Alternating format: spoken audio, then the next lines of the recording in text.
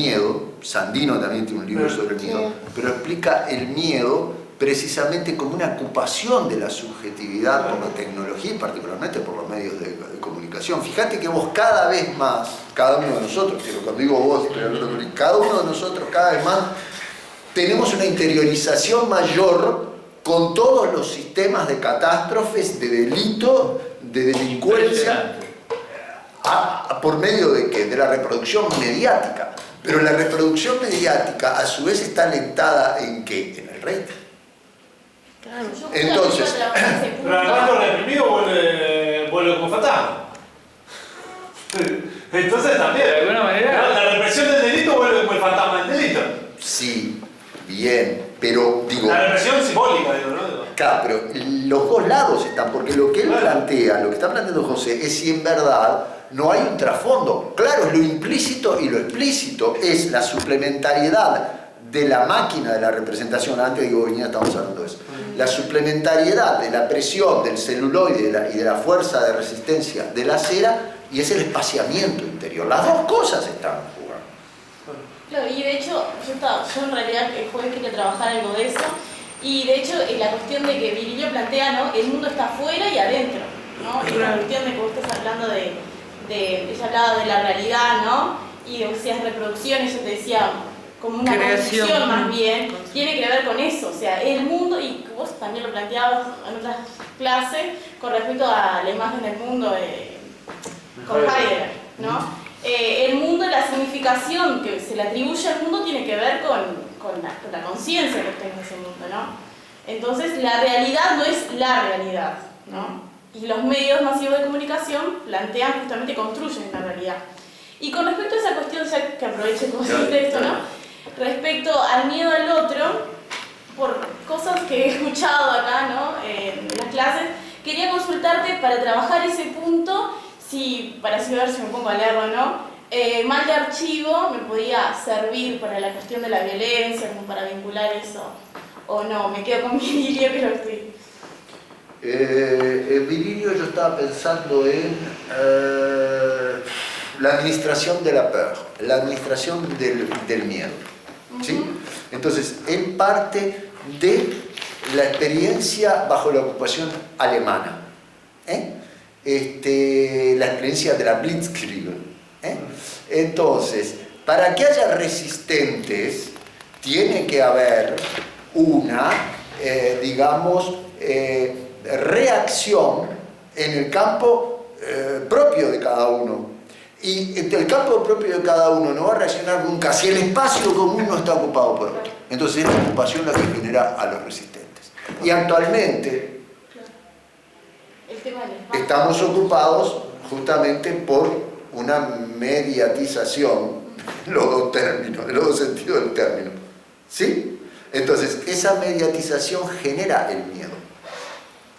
Igual que el resistente no es resistente, dice Virilio, porque no tenga miedo, tiene miedo, pero no tiene otra posibilidad para mantenerse en un territorio que está ocupado por otro que resistir. Pero acá no se genera resistencia ninguna, yo no veo resistencia ninguna del cuerpo social, vamos a decir, al contrario, hay una reproducción permanente, la gente busca cada vez más reflejarse en los medios. ¿A qué nivel? Porque eso es como muy raro. Yo me digo, con lo que estás planteando vos, esa cuestión de ocupación del espacio, los medios de comunicación. Sí. No, dale, seguí, ahora vamos sobre José. Que te interesaba lo que planteaba, ¿no? Sí, esa cuestión de la ocupación del espacio que genera la resistencia, los medios masivos de comunicación, con el tema, siguiendo el razonamiento de Virilio, ¿no? Sí. De la velocidad, esta cuestión como casi anulación del espacio. Entonces, como que se imposibilita o como que más difícil la resistencia, ¿no? Sí, porque mirá, hay un libro, bueno, va a estar muy bueno lo de Germán, porque Germán obviamente encontré la tesis de él ¿la encontraste? La encontré en internet. Mirá. Igualmente es sumamente larga. No, claro. Pero me parecía que porque me pareció, yo iba a hacer otra cosa, pero me pareció sumamente interesante cuando empecé a leer a Virilio y no pude parar. Lo que pasa es que es un tipo muy actual, te habla de cosas que te tocan. Sí. Todo lo demás filósofo que apenas que tienes en el viaje, como que... Entonces, bueno, busqué y encontré la tesis. Después, si quieren... Sartre está buenísimo. Sartre en adelante está todo bien. Fácil, Sartre en adelante está todo bien, pero te da para atrás, pa. Ahí todo, ¿no? Te tenés que ir. Porque seguíamos mucho más. No, no. Igual yo también te planteo, yo pensaba plantear lo que yo voy a plantear cuando venga este señor que hice la tesis, no, es como medio una vergüenza. Bueno, no. Está, justo quedó el jueves, así que bueno. Sí. No, lo que estaba pensando es en l'Université du Desastre, así se llama el libro, la Universidad del Desastre. Hasta el jueves. Y lo que plantea, chao, Grisela. ¿De quién es? Virilio. Lo que plantea Virilio allí es que la sustancia comienza a, digamos, periclitar desde el momento en que la fotografía, ¿verdad?, revela, justamente revela,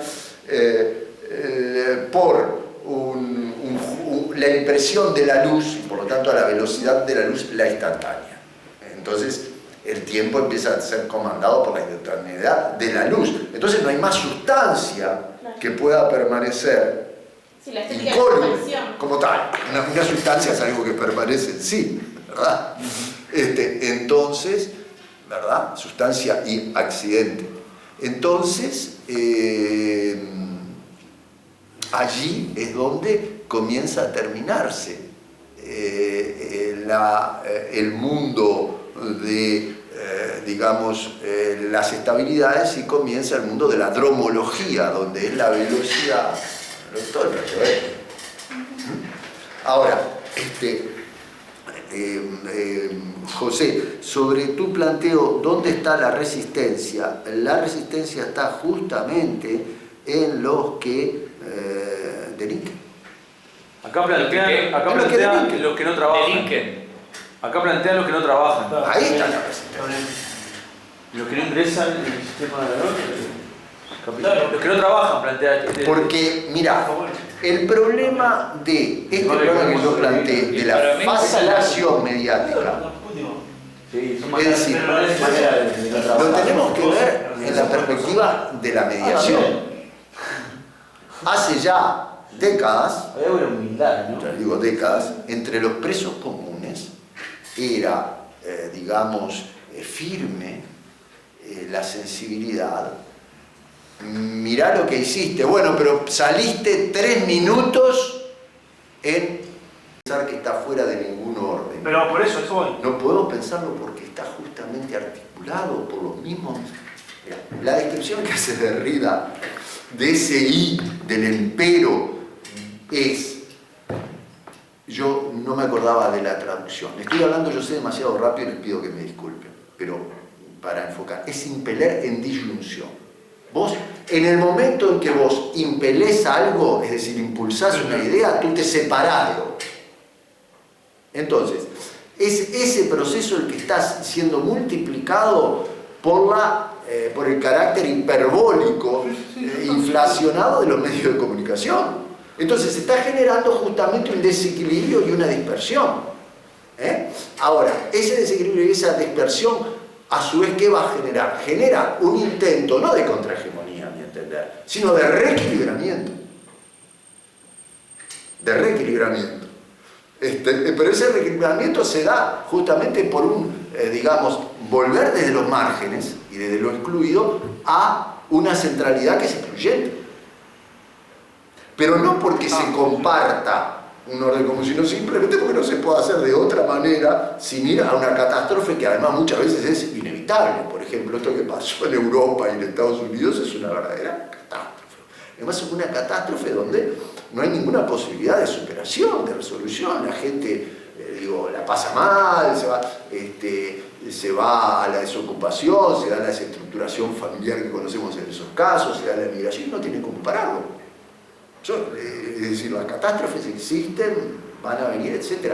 Pero ganamos la idea de un reequilibramiento por justamente la contraposición de actores, de agentes, diría yo, porque actores me suena demasiado consistente, de agentes que están de alguna manera, digamos, en los márgenes o en los bordes. Entonces, bueno, lo que pasó, esto es verosímil si mirás lo que pasó en España con Podemos. No con Podemos, con Indignados, porque ahí lo interesante de Podemos, como lo charlábamos algún día, es que justamente no se define como un partido que lidera un proceso, una ideología, sino que se define, vamos a ver si realmente lo que hacen o es ante todo lo que quisieran hacer, pero en todo caso lo que dicen es que son una forma de cristalizar las reivindicaciones del movimiento social. No es un partido político que se puso a la cabeza y lidera porque tiene, digamos, el conocimiento de las leyes de la historia o tiene se necesita menos, tiene un acervo, digamos, de conocimiento político que le permite liderar. No. Entonces ahí hay hay algo distinto. Según Monedero, ellos van hacia la misma hegemonía, ¿no? Ah, no, yo personalmente pienso que Podemos va hacia la misma hegemonía. No puede porque ingresa en el campo del sistema político. Claro. Y allí, ya la forma yo se lo dije, ¿cómo decidieron las votaciones internas? Ya viste yo se lo dije acá, cuando vino Pablo Iglesias. Se lo dijimos varios, no fui yo solo. Es decir, son dos lecturas. Ahora, es importante, es un desplazamiento importante que ellos estén diciendo, no, nosotros no somos la vanguardia. Claro. Queremos cumplir lo que está sosteniendo un... Es un avance. Eso es un cambio importante. Un cambio. Por lo menos ese mito de vanguardia propio de la izquierda de otra época, como que se ha resuelto de otra manera, ¿no? Sí, se va resolviendo de otra manera. Pero, claro, me parece que hacen falta teorías que también de alguna manera ayuden a articular los movimientos sociales, porque los movimientos sociales, antes del partido o el movimiento, lo que fue,